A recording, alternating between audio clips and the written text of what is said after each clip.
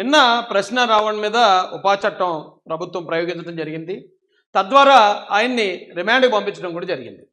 ఇది జరిగిన తర్వాత జగన్మోహన్ రెడ్డి గారితో పాటు వైసీపీలో ఉన్న ముఖ్య నాయకులందరూ కూడా ప్రెస్ ముందుకు వచ్చారు. అలాగే చాలామంది జర్నలిస్ట్ ముసుగులో, మేధావుల ముసుగులో బయటకు వచ్చి పవన్ కళ్యాణ్ గారు అప్పుడు తిడితే తప్పులేదు, పవన్ కళ్యాణ్ గారు అన్న మాటలే ఈయనంటే తప్పేంటి, సో పవన్ కళ్యాణ్ గారి మీద కూడా ఉపా చట్టం ప్రయోగించాలి, ఆయన్ని కూడా అరెస్ట్ చేయాలని చెప్పి చాలా తెలివిగా, చాలా దీనంగా ప్రజలకి ప్రజల్ని మభ్యపెట్టే విధంగా వీళ్ళు మాట్లాడుతున్నారండి. నిజానికి ప్రశ్న రావణ్ మీద ఇంత పెద్ద చర్యలు తీసుకునే ఆలోచన ప్రభుత్వానికి ముందు లేదు అనేది నా అభిప్రాయం. ఎందుకంటే నిజంగా ముందే ఉండుంటే డైరెక్ట్ పెట్టడమే ఉపా చట్టం పెట్టి లోపలేసేద్దరు.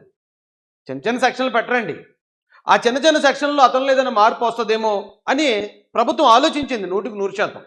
అయితే అతన్ని రెచ్చగొట్టే వాళ్ళు ఎక్కువైపోయారు.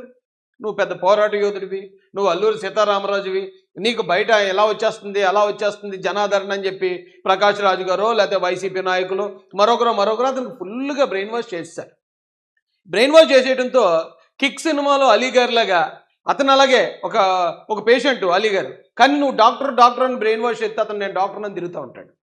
ఈయన కూడా నేను ఏదో పోరాడేస్తున్నట్టున్నాను, నేను ప్రజలంతా ఇప్పుడు ఆంధ్రప్రదేశ్ ప్రజలందరూ నా వైపు ఉన్నట్టున్నారనే ఒక భ్రమలోకి ట్రాన్స్లోకి వెళ్ళిపోయాడు. అతను వెళ్ళిపోవడం ద్వారా అతను మాట్లాడే మాటలు కానీ నిజంగా అతను మళ్ళీ బెయిల్ వచ్చి కనుక బయట వచ్చి ఉంటుంటే ఈసారి పవన్ కళ్యాణ్ గారు ఇంటి ముందుకు వెళ్తాడు, చంద్రబాబు నాయుడు గారు ఇంటి ముందుకు వెళ్తాడు, లోకేష్ గారు ఇంటి ముందుకు వెళ్తాడు.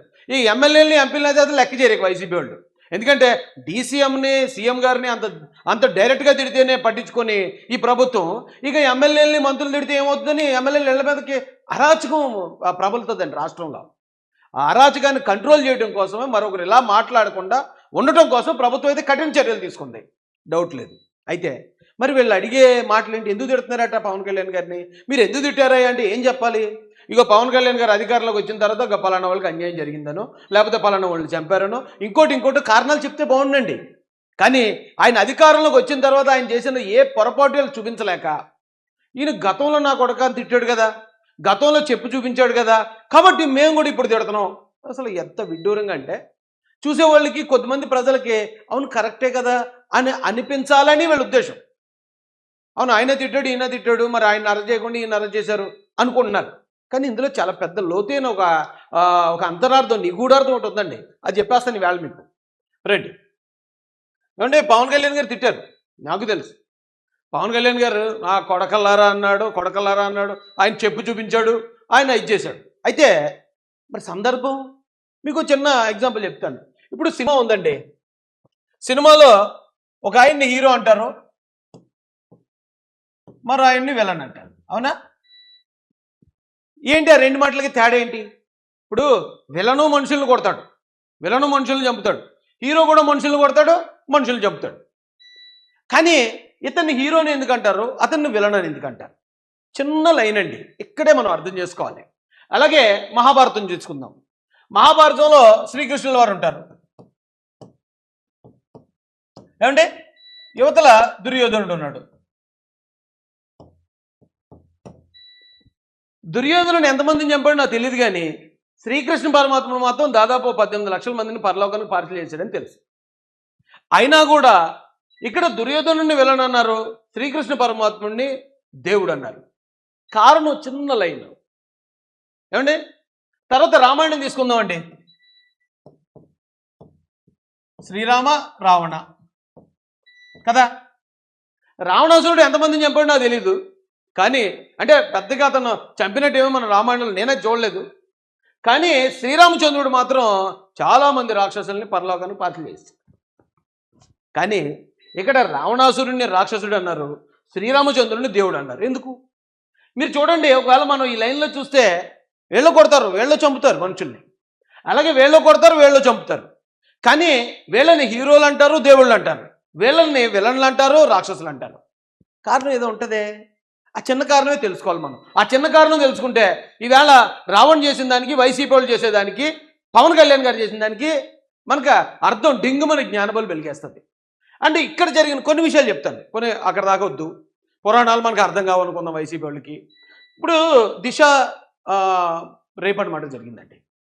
దిశ అనే అమ్మాయిని ఒక ముగ్గురు యువకులు కలిసి చంపేశారు. అప్పుడు ఒక ప్రాణం పోయింది. దిశ అనే అమ్మాయి ఒక్క ప్రాణమే పోయింది. దానికి ప్రతిగా ముగ్గురు వ్యక్తుల్ని ఎన్కౌంటర్ చేసి సజ్జనాన్న గారు పరలోకానికి పార్టీలు చేశారు. చేసేస్తే అప్పుడు జగన్మోహన్ రెడ్డి గారు కూడా శభాష్ అన్నారు అసెంబ్లీలో. అంతేగాని ఏమండి దిశాను ఒక అమ్మాయి ప్రాణమే కదా పోయింది, మీరు ఇక్కడ ముగ్గురిని ఎందుకు చంపారు, ప్రాణానికి ఒక ప్రాణమే కదా, ఒకరినే చంపి ఉండాల్సింది కదా, మీరు ముగ్గురిని ఎందుకు చంపారు అని ఆ రోజున జగన్మోహన్ రెడ్డి గారు అడగలే.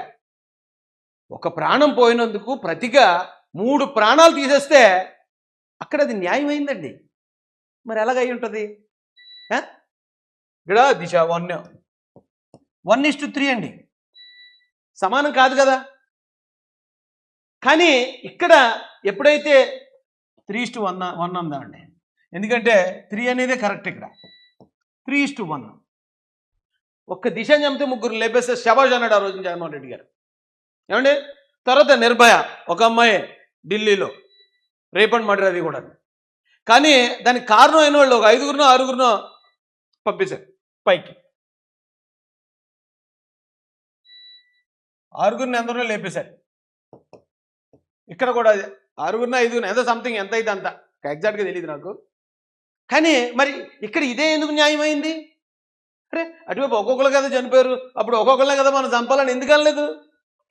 ఆ లైనే ఈ రోజున పవన్ కళ్యాణ్ గారిని 100% స్ట్రైక్ రేటుతో ఈ రాష్ట్రంలో డిప్యూటీ సీఎం చేసింది.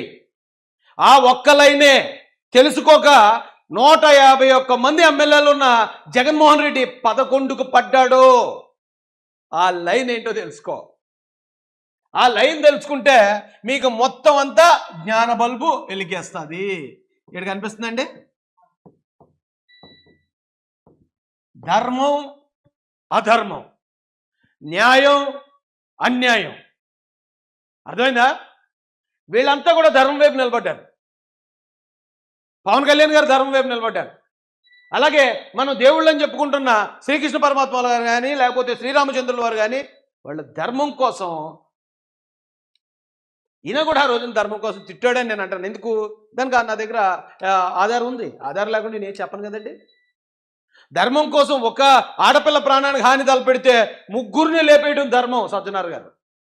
ఒక ఆడపిల్ల ప్రాణానికి హాని తలపెడితే నిర్భయ కేసులో 5-6గురిని లేపేయటం ధర్మం.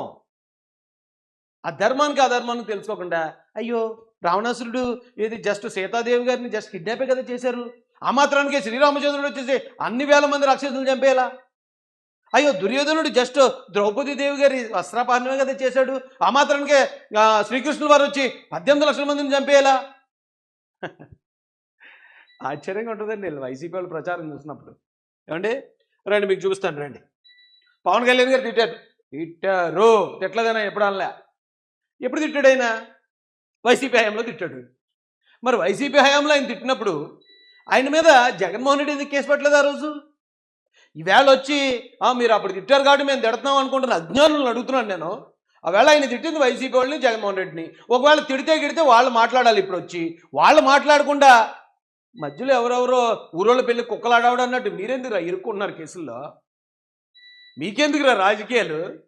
మీరెందుకురా ఇందులో ఇరుక్కుని లేనిపోయిన మాటలన్నీ తెచ్చుకుని పెద్ద పెద్ద చట్టాల్లో ఇరుక్కుని కుటుంబాలకు దూరం అయిపోతున్నారు? ఎందుకురా బలి పశువులారా? ఇది అర్థం చేసుకుని చేస్తే ఎవరికన్నా జ్ఞానం తెలుస్తుంది. అంటే ఈ గవర్నమెంట్లో పవన్ కళ్యాణ్ గారి మీద ఒక్క మాట అనలేకపోతున్నారు కాబట్టి గత గవర్నమెంట్లో ఆయన తిట్టాడు అన్నారు. ఓకే పోనీ అది కూడా నేను ఒప్పుకుంటాను. ఎందుకు తిట్టారు రండి చూద్దాం రండి. ఇక కొంతమంది అమాయకులు వైసీపీ నుంచి, అంటే ఓన్లీ వైసీపీ వాళ్ళు చూపిస్తున్నారు, ఇలా చాలామంది అమాయకులు అడిగేస్తున్నారు ఈ ప్రశ్నని. కొద్దిమందిని మాత్రం మీకు చూపిస్తాను రండి. Venkatareddy YSRCP official spokesperson. కానీ మీరు అందరూ ఒకసారి ఆలోచించి చూడండి, పవన్ కళ్యాణ్ గారు మాటలు చెప్తున్నారు కదా వీళ్ళు. పవన్ కళ్యాణ్ గారు ఎందుకు తిట్టారు? ఇప్పుడు శ్రీరామచంద్రుడు అంతమందిని రాక్షసులను లేపేశారు, ఎందుకు లేపేశారు? శ్రీకృష్ణ పరమాత్మల వారు అంతమంది దుర్యోధనుడు కౌరవ సేన మొత్తం తునాతునకలు చేశారు, ఎందుకు చేశారు? హీరో ఫస్ట్ హాఫ్ అంతా విలన్ కొడతాడు, తర్వాత నుంచి హీరో కొడతాడు, ఎందుకు కొడతాడు? కారణం ఉంటుందండి, కారణం లేకుండా ఏది ఉండదు. అయ్యా రండి చూపిస్తాను రండి.